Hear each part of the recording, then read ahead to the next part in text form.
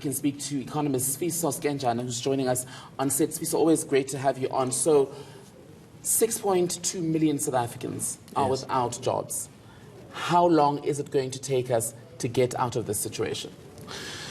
Yeah, I think we've definitely got quite a big problem ahead of us in terms of the employment issue.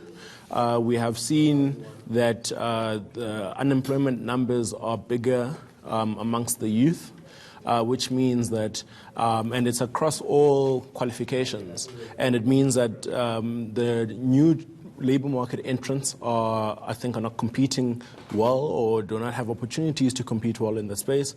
And, it really emphasizes, I think, the extent of the risk that we're facing. We've seen in our data that more than 50% of the people who start the schooling curriculum don't get out of it. And what it means is that there's a growing base of unskilled labor.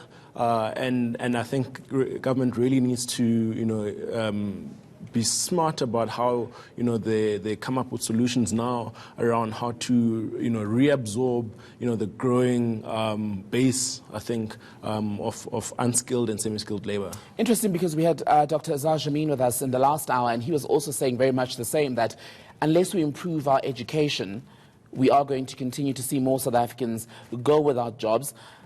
The government always makes the right noises on the issue of upskilling people and making sure that the labor force in this country is able to keep up with trends as far as technology and that sort of thing is concerned. But yet in 2019, we're having very much the same conversations that we were having about unemployment and the level of skills and the quality of skill that we were having 5 years ago. So where are we going wrong then? So, I mean, for me, the conversation around education, I always say, is probably not the first conversation we need to be starting. The very first conversation, from my point of view, is that what is the structure of the current economy that we have, and how do we tweak the structure to ensure that we can continue absorbing the labor force that we have, first and foremost, because when you talk about school dropout rates, etc., a lot of those things have got to do with poverty issues. They've got to do with sanitary issues for young girls, and a lot of those things, even if the education curriculum was at its best, they wouldn't be solving for some of those issues. And so, if you do start absorbing, I think, an increasingly higher number of the people who are without jobs, and we see, for example, when we look at the unemployment numbers, that when you look at the extended definition, the numbers are materially higher for women, right? It means, one, the economy is not, getting serious about, inclusivity and representation. Also, it talks to a lot of the issues that we've spoken about, around how, women are, I think, important contributors to the economy, but they haven't been absorbed at the right levels for that. Let me ask you this then, Sfiso. We are a country that is running on limited resources. Yes, it may not always seem like it, but that is the reality of the South African economy. There's only so much money to go around. Where do we take from to give to these much-needed interventions? I think, there's an investment conversation and says, what does it mean for us to invest with deliberance?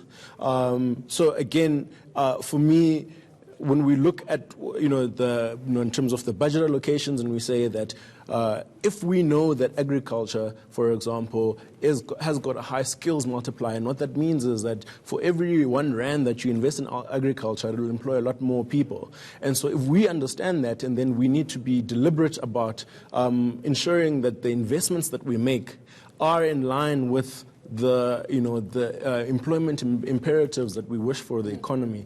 And so I don't think it needs to be a zero-sum game where we're saying that we're going to take from there to put there in order for us to understand how we need to grow, but rather saying that because there are many ways in which we can grow without having to take from somewhere else. Private sector also plays a part in the investment in the economy in terms of deploying cash into the economy, into economic use. And so there are number of ways that doesn't necessarily require that you take from somewhere else to ensure that the right growth conversation is being had and the investment into the right growth spaces is being made to ensure that we absorb a larger proportion of our labor force, to ensure that there's a growing kind of middle income base, which will inform economic growth for the country. So it was at the Jobs Summit when, in the final document, one of the things that was mentioned was that the globe is still dealing with the aftermath of the 2008-2009 financial meltdown. Yep. Do you believe that that is still very much to blame for what South Africa is experiencing? And if it is indeed the case, how long is it going to take us to get out of that rut? Because we're hearing today from stats that say that a lot of South Africans who are without jobs are in fact starting to give up on ever finding a job. I think it's a combination of things. So it is true that we saw 152,000 people now, in essence, giving up on looking for work, which is incredibly concerning. We've also spoken about how the economy is not structurally designed to absorb the labor force that we have.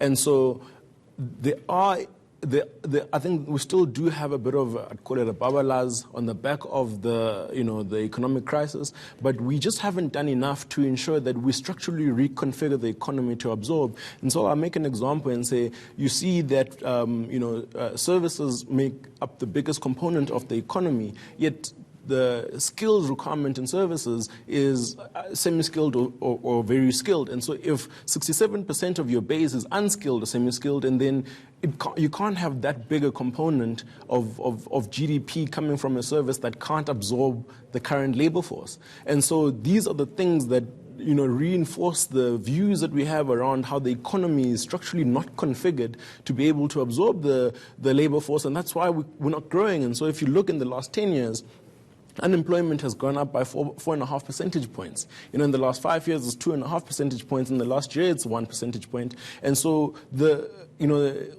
picture doesn't get better, until we really get to a point of being comfortable around, changing the entire narrative about what it means to grow the economy and what levers we have in place. We do understand, we know the levers that we have, we know the sectors that have high employment multipliers, and why are we not, channeling. I want to jump in there and ask you about this in as short a time as possible, because in one of our earlier conversations, labor regulations were highlighted as a possible hindrance to job creation. This comes up a lot. The national minimum wage has also been the subject of some controversy. It's a mere 3,500 rand. Some saying that for many people, in order to create jobs, it's better to get some money than no money at all. Where do you stand?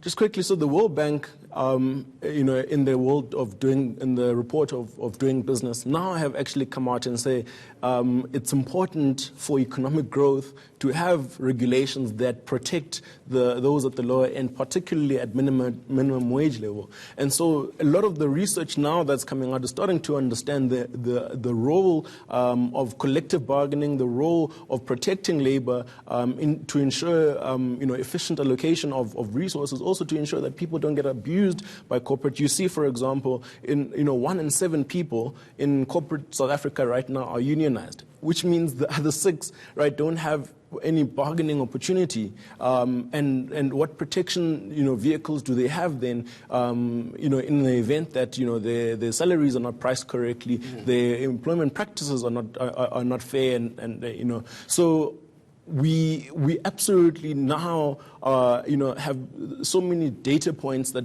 reiterate the position of the importance of these regulations in, one, protecting the labor force, as well as to ensure sustainable development and economic growth.